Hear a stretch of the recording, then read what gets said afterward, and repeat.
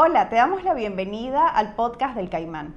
Hoy estaremos hablando acerca de los problemas de conducta en los niños y para ello contamos con la participación de la psicóloga clínica Naira Portillo. Bienvenida, Naira. Muchas gracias por la invitación nuevamente de estar aquí, me agrada mucho y bueno, poder aportar un poquito, que las familias y las personas en general conozcan un poco acerca de los problemas de conducta en los más pequeños. Naira, si para comenzar podemos empezar definiendo qué sería realmente un problema de conducta. Ok, nos referimos al resultado de una conducta social que el niño está emitiendo con una alta frecuencia, una alta intensidad y de forma muy persistente y continua, que es desadaptativa, vamos a decirlo así, en un espacio, ¿no? Es decir, el niño emite una conducta en un espacio el cual no permite ese tipo de acciones, ¿no? Supongamos, el niño empieza a meterse en la fila cuando tiene que esperar su turno, ¿no? Y lo hace todo el tiempo, ¿no? Todas las veces que tiene que ingresar al aula o para salir al recreo, todas las veces se mete sobre la fila, ¿no? Intenta ser el primero. Entonces es muy persistente, es muy continuo y dura mucho tiempo. ¿Cuándo estas conductas disruptivas que tienen los niños pueden llegar ya a ser un problema? Bien, si vemos que está afectando en algunos aspectos de su vida, ya iba a interferir, ¿no? En el colegio, en la casa, en las amistades, ¿no? Le cuesta tener grupos sociales, por ejemplo, le cuesta tener amigos. Entonces ya está interfiriendo en algún aspecto de su vida de forma significativa. ¿Qué factores podrían influir para que se puedan desarrollar estos problemas de conducta?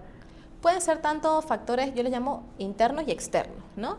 Con internos nos referimos a todo aquello que dentro del niño está, que no están cubiertas sus necesidades básicas, ¿no?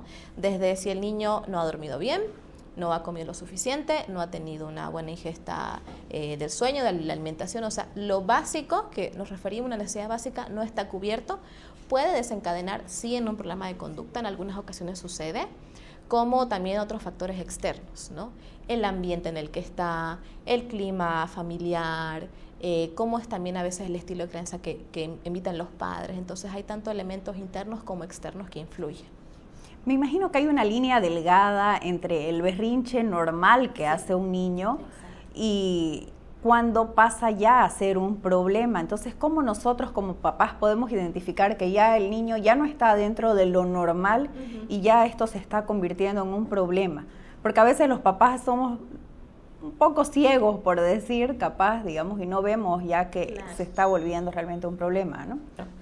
A ver, como en una oportunidad hablamos, en los berrinches es algo propio del desarrollo, bien, y que tiene un tiempo más corto, ¿no?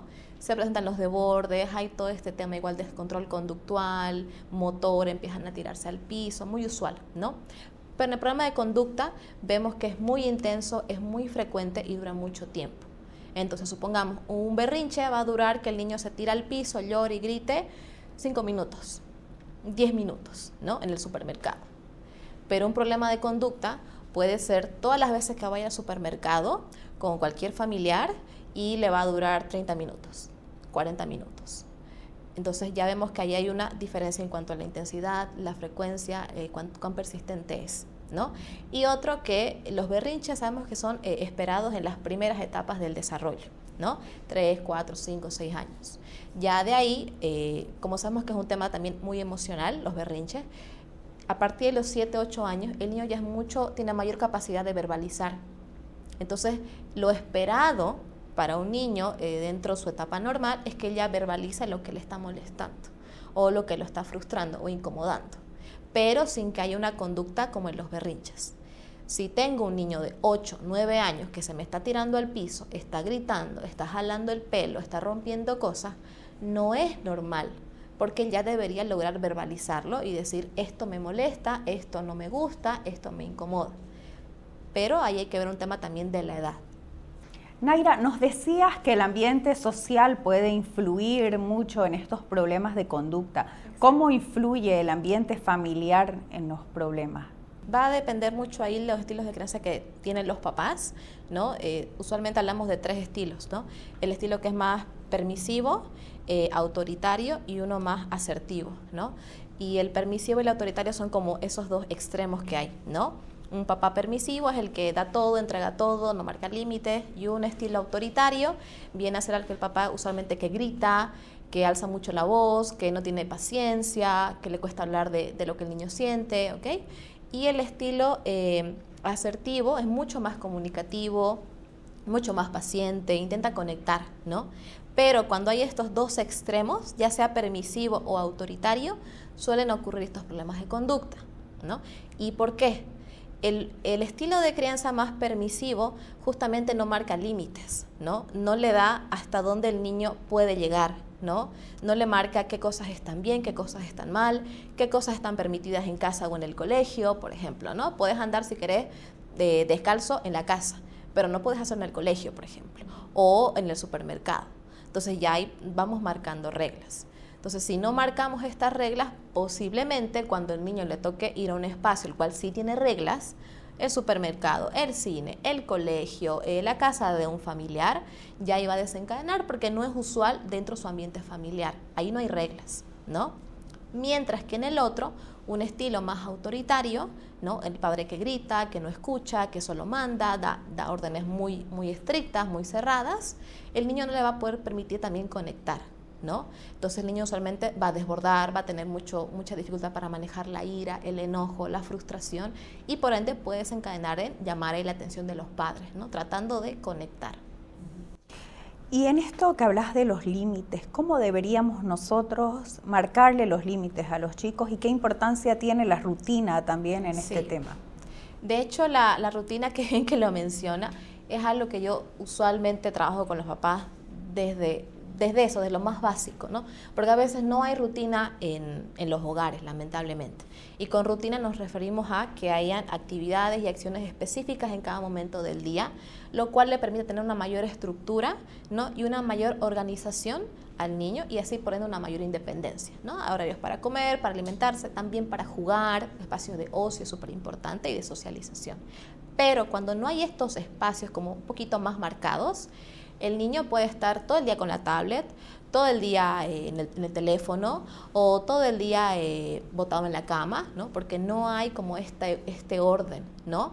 Y no es que el niño nace sabiendo esto, es ahí los padres quienes tienen la tarea de instruir y organizarlo al niño, ¿no? No es que el niño va a aprender de por sí, requiere de mucha organización de parte de los papás, ¿no?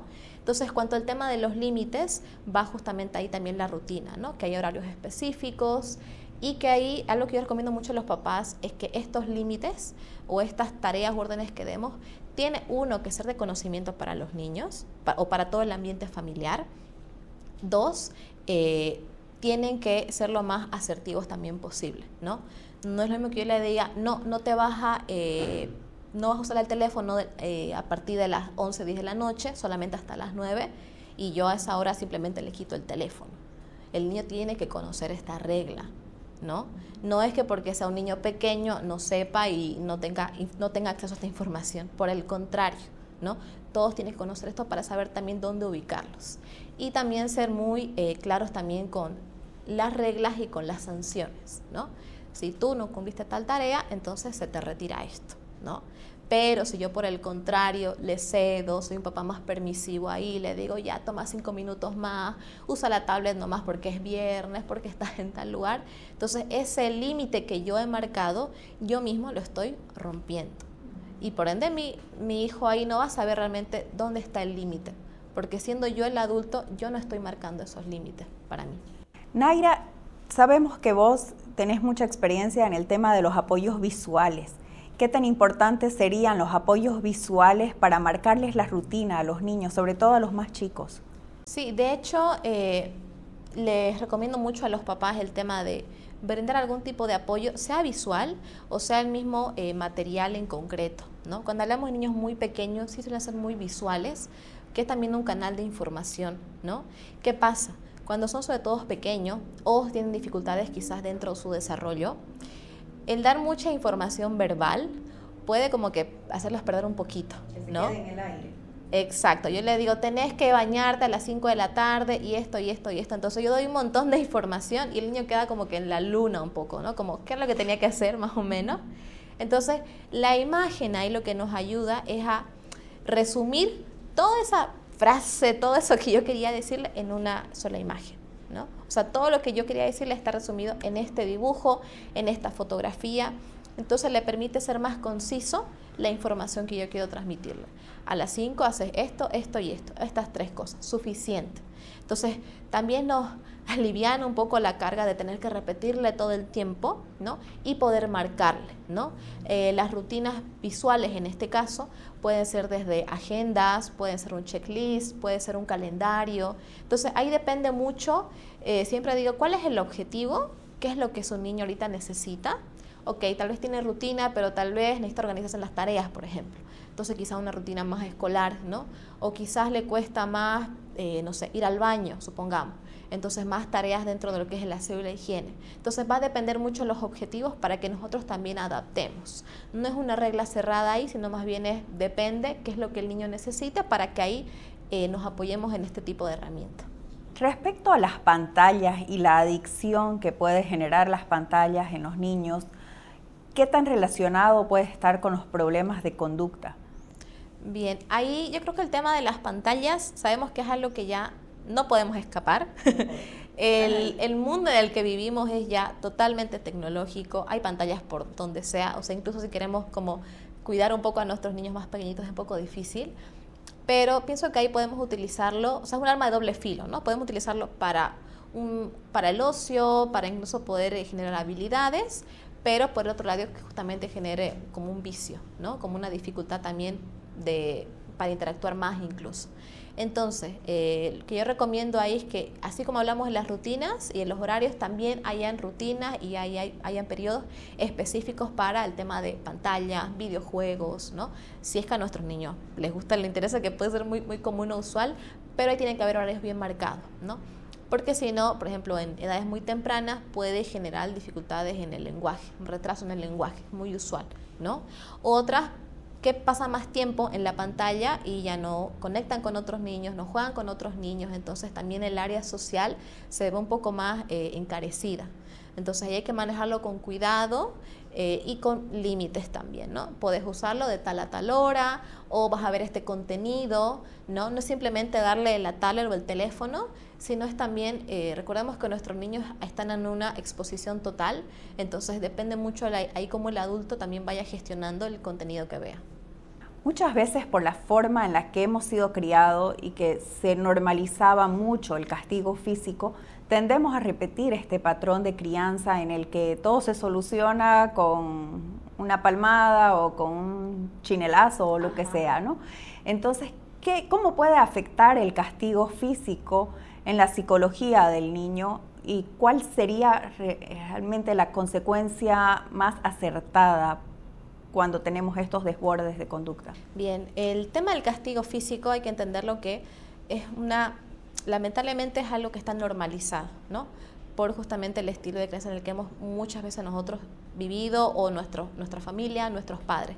Entonces es una conducta que está muy normalizada, pero que sí puede dañar emocionalmente no solamente al niño, sino también a la familia, ¿no? Genera mucha culpa también a los padres, ¿no? Porque recordemos que también es una situación que le genera malestar al niño, al padre también, entonces genera mucha culpa, ¿no? Dentro de las consecuencias que genera, ¿no? Hablando, también el desconectar más, los niños sienten menor confianza en los padres, hay menos tiempo también de calidad ahí, entonces no solamente son consecuencias en los niños, sino también en las familias, ¿no? Si el castigo físico nos va a ayudar o no dentro de la crianza o dentro del desarrollo de nuestros chicos, yo diría por un lado que sí, en el sentido de si yo le pego, si yo le doy una palmada, si yo le grito, con seguridad que ese niño va a parar ese rato. Pero porque estoy haciendo desde el miedo, ¿no? Le estoy gritando y el niño para, deja de tirar, deja de hacer lo que está haciendo porque tiene miedo, bien, entonces sí va a ser efectivo ese momento, ¿no? Y es claro lo que muchos papás dicen, ¿no? Es que le grito, le miro así como que bien fijo y deja de hacerlo, como por arte de magia. Y es porque estamos haciéndolo desde el miedo, ¿ok? Pero, ¿qué es lo que va a generar a largo plazo? ¿Qué es lo que va a pasar en adelante? Que el niño justamente siga como buscando más esos desafiando más allá a los padres, ¿no? Ya no es solamente gritar, ya hay que gritar y pegarle, ya hay que gritar y darle 5 palmadas, ya hay que gritar y encerrarlo. Entonces ya hay que hacer varias cosas. Y es como que nunca hay un límite para ellos, ¿no? Entonces no es algo efectivo a largo plazo, ¿no? Porque el niño realmente va al final a asociar de que, ok, mientras al final más golpes va a tener igual algún resultado, ¿no? O que aunque mi padre me golpee, mi padre me pegue, yo voy a obtener esto, ¿no? Entonces es una forma también en que esto se va asociando. Como mamás y como papás, ¿cuándo debemos reconocer que nuestro hijo está teniendo un problema de conducta y tenemos que pedir ayuda?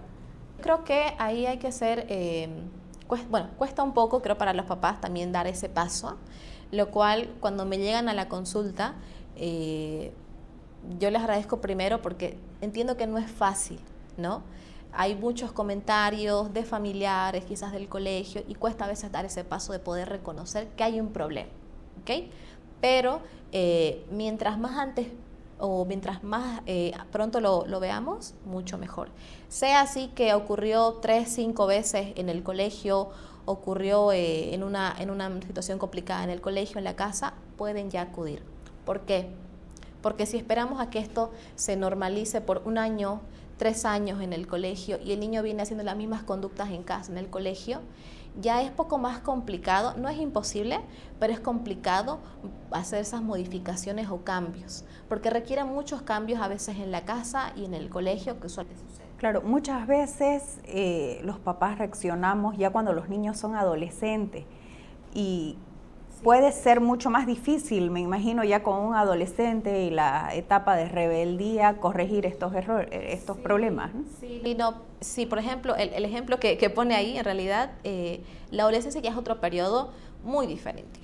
Entonces ya hay cambios físicos, hormonales, de identidad, sentido de pertenencia igual. Entonces, tener ya esto como arrastrando, vamos a decirlo así, y entrar a una etapa que de por sí suele ser compleja, va a ser mucho más difícil, ¿no? Entonces ya pueden haber conductas más extremas, supongamos ya hay autolesiones, quizás el niño se corta, o sea, es más complicado, ¿no? Por eso, mientras más antes veamos, pasó una vez en la casa, hubo una llamada de atención del profesor, entonces ahí acudamos para ya hacer los cambios y modificaciones que quizás esté requiriendo ya sea la familia o tal vez alguna orientación del colegio, los profesores, ¿no? O el mismo niño. Como padres, ¿qué deberíamos hacer y qué no deberíamos hacer si estamos atravesando con nuestros niños este problema o este periodo de problemas de conducta?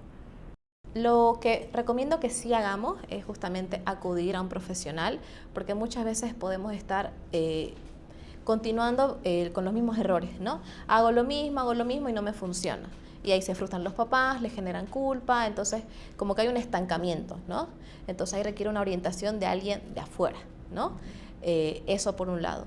Si ya hemos acudido, hacer las modificaciones que nos sean sugeridas, ¿no? Muchas veces hay que hacer modificaciones en el estilo de crianza, pero hay que ver lo que mencionaba, ¿no? Si es un estilo más autoritario, más permisivo o más asertivo, ¿no? Y otro, dar esos momentos también de calidad, algún tipo de actividad solo con mi hijo, ¿no? Ya sea una ida a tomar helado, ya sea una ida a llevarlo al cine, o sea, poder conectar con ellos, es una forma también de que ellos pueden llamar la atención. Entonces ahí también depende el poder involucrarnos en la totalidad dentro de la crianza de mi hijo, ¿no? ¿Y qué es lo que recomiendo que no hagamos? El tema del castigo físico, para empezar, ¿no? Porque como veíamos, va a haber consecuencias no solamente en los chicos, sino también en la familia, ¿no? Yo le pegaba, yo sé que estaba mal, pero no sabía qué hacer. Entonces, lamentablemente es algo que, como hemos visto, se va repitiendo generación tras generación y es imprescindible poder cortar eso, ¿ok? Y por el otro lado, ver qué estilo de crianza estoy teniendo yo. Estoy marcando límites, no estoy gritando a mi hijo todo el tiempo, puedo conectar con él, puedo jugar con él, puedo hablar de cómo me siento con él. Entonces, ver de qué lado estoy, si estoy en alguno de estos extremos, para también ahí hacer cambios.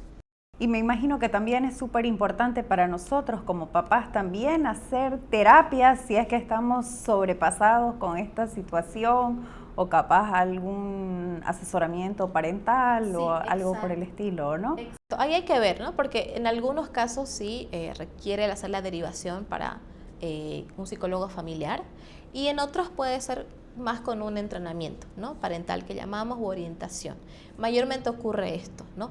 Pero si ya vemos que son cosas que están cargando los papás muy personales, pero que están influyendo de forma significativa en la vida de mis hijos, estoy pasando un divorcio, un duelo de un familiar, problemas económicos, esto los niños también lo perciben. Entonces ahí es cuando también podemos acudir a lo que es también una consulta psicológica para los padres. Bueno, Naira, muchísimas gracias por tu participación con nosotros. Quedamos súper agradecidos y esperamos tenerte una próxima vez. Agradecida soy yo con estar nuevamente aquí y bueno, espero haber aportado un poquito para también apoyar y orientar a las familias. Así que muchas gracias.